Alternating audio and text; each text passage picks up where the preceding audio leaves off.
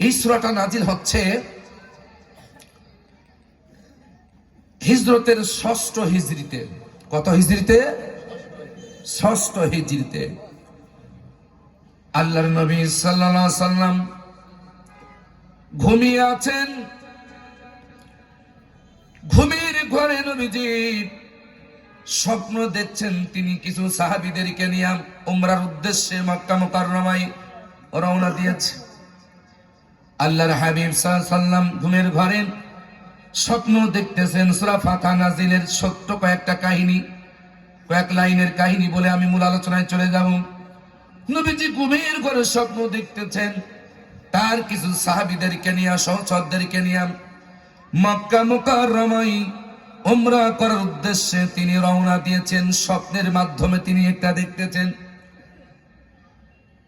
তিনি মসজিদুল হারামে প্রবেশ করেছেন, জিয়ারত করলেন, আল্লাহর ঘর তাওয়াফ করলেন এবং কাবা ঘরের চাবি তার হাতে পর্যন্ত দিয়ে দেওয়া হয়েছে। সুবহানাল্লাহ জোরে বলেন। আল্লাহর হাবিব ঘুমের ঘরে স্বপ্ন দেখতেছেন আমি মসজিদুল হারাম আমি জিয়ারত করতেছি, তাওয়াফ করতেছি এবং কাবা শরীফের মসজিদুল হারামের চাবি পর্যন্ত আমার হাতে দিয়ে দেওয়া হয়েছে, ছেড়ে দেওয়া হয়েছে। আল্লাহর নবী ঘুমের ঘরে এই সুন্দর স্বপ্ন দেখতেছে।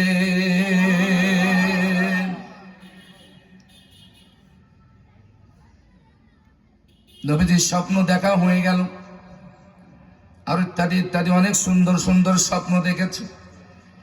এই স্বপ্নের কথা নবীজি সাহাবা রিদওয়ানুল্লাহি তাআলা আজমাইনদের সামনে বর্ণনা করছেন যে আমি আজকে ঘুমের ঘরে স্বপ্ন দেখেছি, তোমাদেরকে নিয়ে আমি উমরার উদ্দেশ্যে রওনা দিয়েছি।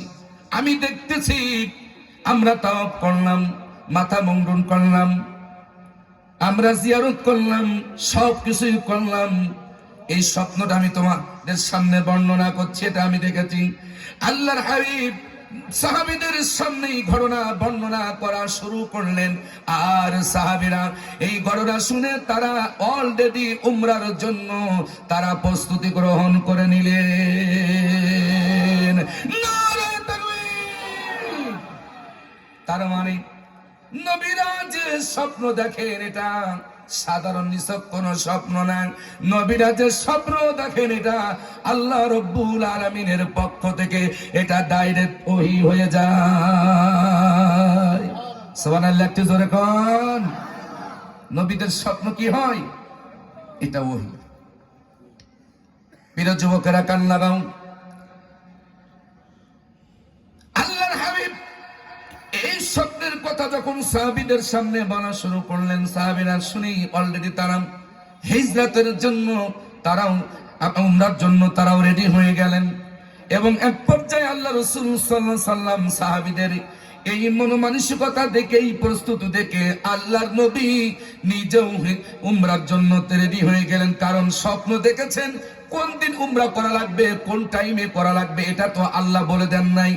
কোন নির্দিষ্ট সময়ের কথা আল্লাহ বলেন নাই। যেহেতু সাহাবীরা তৈরি হয়ে গেলেন, আল্লাহর হাবিব সাল্লাল্লাহু আলাইহি সাল্লাম তিনি নিজেও সাহাবীদের সাথে উমরার উদ্দেশ্যে মক্কা মুকাররমার দিকে রওনা হয়ে গেলেন। আরো জোরে কোন মারহাবা। শুনছেন আপনারা? আমি তথ্যমূলক কথা বলছি। সূরা আল ফাতির নাজিলের সংক্ষিপ্ত বর্ণনা আমি আপনাদের সামনে উপস্থাপন করছি। আল্লাহর হাবিব সাল্লাল্লাহু আলাইহি সাল্লাম মক্কা মুকাররমার নিকটবর্তী স্থানে পৌঁছে গেলেন, যেই জায়গাটার নাম ছিল হুদাইবিয়া নামক স্থান। মসজিদুল হারামের সন্নিকটে মক্কার বাইরে একটি জায়গার নাম হচ্ছে হুদাইবিয়া নামক, যেটা আপনারা জানেন, যেখানে সন্ধি হয়েছিল।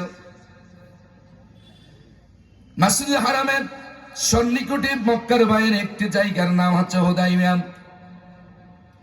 যেই জায়গার নাম আজকাল নাম দেয়া হয়েছে মুসাইসি। এই জায়গাটা আল্লাহর হাবিব সাল্লাল্লাহু আলাইহি সাল্লাম যখন পৌঁছে গেলেন সরাসরি সাহাবীদেরকে নিয়ে, মক্কার কাফেররা আল্লাহর হাবিব এবং সাহাবীদেরকে উমরা করতে দেবেন না। মক্কার কাফেররা সবাই আল্লাহর হাবিব সাল্লাল্লাহু আলাইহি সাল্লামকে বাধা প্রদান করলেন, উমরা করতে দিবে না। অনেক কথা, লম্বা চওড়া কথা। নবীজি তাদের সাথে কথাবার্তা করছেন, বিভিন্ন বিষয়ে আলোচনা হচ্ছে। এক পর্যায়ে সন্ধির কথা আলোচনা হলো, যেটা আপনারা জানেন, চুক্তি হলো যে আপনি এই বছরে উমরা করতে পারবেন না, আপনি ফিরে যাবেন। আপনি এই মুহূর্তে এই বছর আর উমরা করতে পারবেন না, আগামী বছর আপনারা সুযোগ দেওয়া হবে। এই মুহূর্তে আপনাকে এখান থেকে ফিরে যেতে হবে। অনেকগুলো চুক্তি সেই সময় হুদায়বিয়ার সন্ধির ওই জায়গায় হয়েছিল, আপনারা জানেন। এইটাও হয়েছিল, এই বছরে আপনি উমরা করতে পারবেন না, আপনি ফিরে যাবেন। অথচ উমরার স্বপ্ন দেখাচ্ছেন কে?